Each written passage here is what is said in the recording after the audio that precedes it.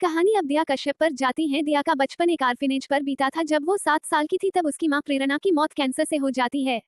प्रेरणा जिस शख्स से प्यार करती थी उसका नाम अजीत कपूर था। अजित और प्रेरणा एक दूसरे से प्यार करते थे, लेकिन अजित के पिता को प्रेरणा पसंद नहीं थी। बाद में प्रेरणा जब अजित को ये बताने वाली ही रहती है कि वो प्रेग्नेंट है, उसके पहले ही अजित प्रेरणा से उनका रिश्ता खत्म करने को कहता है, जिसके बाद प्रेरणा अजित को उसके प्रेग्नेंट होने का सच नहीं बताती और बाद में देहरादून से दूर चली जाती है, जहाँ वो दिया को जन्म देती है। बाद में उसकी जब मौत होती है तब प्रेरणा के परिवार में कोई न होने के कारण दिया का बचपन ऑर्फनेज में बीतता है।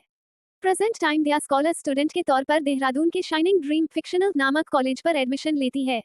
कॉलेज के पहले दिन तानिया नाम की लड़की अपने दोस्तों के साथ दिया की रैगिंग कर रही होती है। तभी ईशा नाम की लड़की आकर दिया की मदद करती है।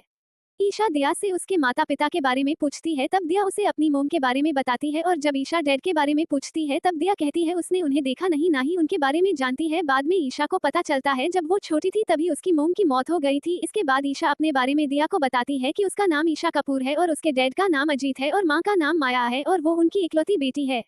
बाद में ईशा दिया को अपने दोस्तों से मिलवाती है, वरुण, टिया और अजय। कुछ ही दिनों में दिया की उन सभी से अच्छी दोस्ती हो जाती है। दिया की मासूमियत देखकर वरुण को वो पसंद आने लगती है और वो उसे चाहने लगता है। अब कहानी जाती है दूसरी तरफ, जहां कृष, अनीस और रोहिणी आपस में बैठकर बात कर रहे थे। अनीस कृष को उसकी नई पहचान के बारे में बताता है, ध्रुव रॉय। अनीस कृष से कहता है, अब से ध्रुव रॉय ये तुम्हारी नई पहचान होगी ध्रुव। कृष कहता है, इसकी क्या जरूरत है। अनीस कहता है, हम देहरादून जा रहे हैं, इस जगह पर हम 4 साल से हैं ध्रुव। कृष कहता है, मेरा नाम कृष है। अनीस कहता है, अब तुम्हें इस नाम की आदत डालनी होगी ध्रुव, यही तुम्हारी नई पहचान है और वैसे भी तुम अपने लोगों से भी दूर रहना चाहते हो ना, उसके लिए पहचान बदलना जरूरी है ध्रुव।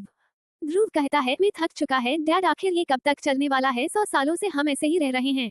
अनीस कहता है, बिकॉज वी आर डीमंस, हमें खुद की पहचान इस दुनिया में रहने के लिए छुपा कर रखनी होगी वरना we all will be exposed Dhruv. वैसे भी एक जगह हम अगर ज्यादा रुके तो हमारे लिए खतरा हो सकता है। खैर भी प्रिपेयर, हमें कल ये जगह छोड़नी है और देहरादून के लिए निकलना है। वहाँ मैंने कई प्रॉपर्टीज और रेस्टोरेंट और होटल्स भी खरीद लिए हैं ताकि हम उन्हें उनकी तरह लगे, like humans, so get ready to experience new life Dhruv.